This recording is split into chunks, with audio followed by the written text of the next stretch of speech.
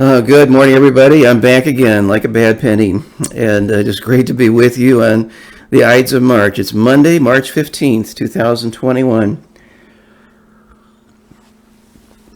You know, we've been thinking about the prophetic significance of the events that God said must take place on the calendar of the nation of the Jewish people. We've seen how other prophetic events are called feasts. One was a sacrifice, but this one is completely unique. This one alone is a day of fasting. One of the places we read about it in the Bible is Leviticus chapter 23, verse 27 to 32. Let me read this for you, and then we'll dive into this morning. Verse 27 said, "Also on the 10th day of this 7th month there shall be an atonement. It shall be an holy convocation unto you, and ye shall afflict your souls. An offering made by fire unto the Lord, and ye shall do no work on that same day, for it is a day of atonement, to make an atonement for you before the Lord your God. For whatsoever soul it be that shall not be afflicted in that same day shall be cut off from among his people. And whatsoever soul it be that doeth any work in that same day, that same soul will I destroy from among his people. And ye shall do no manner of work, and it shall be a statute forever throughout your generations in all your dwellings, and it shall be unto you a Sabbath of rest, and ye shall afflict your souls. In the 9th day of the month, from even unto even, ye shall celebrate your Sabbath." The term in our text is afflict your souls, and it's repeated again and again, and that's what's referred to here, where it's describing a day of fasting and mourning for our sins and confession. There's even an entire chapter in the Bible that gives the details of what was required on this special day. It's Leviticus chapter 16. This was a day of confession of sins. Aaron, the high priest, would first offer his sin offering, which was for himself and his family, and then there would be confession for those who were from the tribe of Levi, and then there would be confession of the sins of the whole nation, and then he would take 2 goats and present them before the Lord and cast lots, and one goat was designated for the Lord, and the other was called the scapegoat, and they would confess the sins of the nation over the head of the scapegoat. He'd be driven out in the wilderness and bear their sins in the wilderness on their behalf. It was a very serious day. It was a day when the high priest alone on this one day, and only this one day of the year, was allowed to enter the Holy of Holies. He would go beyond the veil in the temple with the blood that came from the Lord's goat, the sin offering. And he sprinkles the blood on the mercy seat.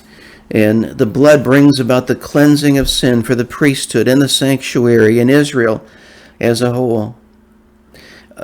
This may sound like a very solemn occasion, and it is. And maybe it even sounds like a bit of a downer.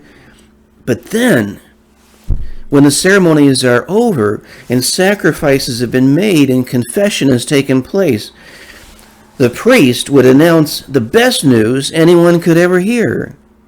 Atonement had been made, and sins were covered, and the people had a chance to make a brand new start with the Lord. In Leviticus 16:33, it said, "He shall make an atonement for the holy sanctuary. He shall make atonement for the tabernacle of the congregation and for the altar. And he shall make atonement for the people and for all the people of the congregation." But there's even more than that. Every 50 years, the year of Jubilee was proclaimed on this special day, Yom Kippur. In Leviticus chapter 25, verses 8 to 10, it says, "Thou shalt number 7 Sabbaths of years unto thee. 7 times 7 years, and the space of the 7 Sabbaths of years shall be unto thee 49 years. And then thou shalt cause the trumpet of the Jubilee to sound on the 10th day of the 7th month. It is the day of atonement. You shall make the trumpet sound throughout all your land, and ye shall hallow the 50th year, and proclaim liberty throughout all the land unto all the inhabitants thereof, and it shall be a jubilee unto you. And you shall return every man unto his possession, and you shall return every man unto his family." What a day when they would proclaim liberty throughout all the land. This is the inscription that's on our Liberty Bell in Philadelphia. I remember when I was there and I saw the Liberty Bell myself, and I felt honored to be there and see that. But I was surprised at all the people that were there from different countries around the world. There was even a group of students who came there from Romania, and they placed a wreath beneath the Liberty Bell. Couldn't even imagine they even knew about the Liberty Bell, but they did, and it was important to them. And part of the reason is because of this great day. Slaves are set free. The land is returned to the original owners. The land would lie fallow and be given an extra year to rest. In prophetic terms, this day when they would afflict their souls refers to the Great Tribulation, and that's a period of time, is still in the future, when the souls of the entire world will be afflicted. But it will also end with the announcement of the kingdom age, when Christ is going to reign on this earth. Jeremiah the prophet described it when he preached about the tribulation in Jeremiah chapter 30.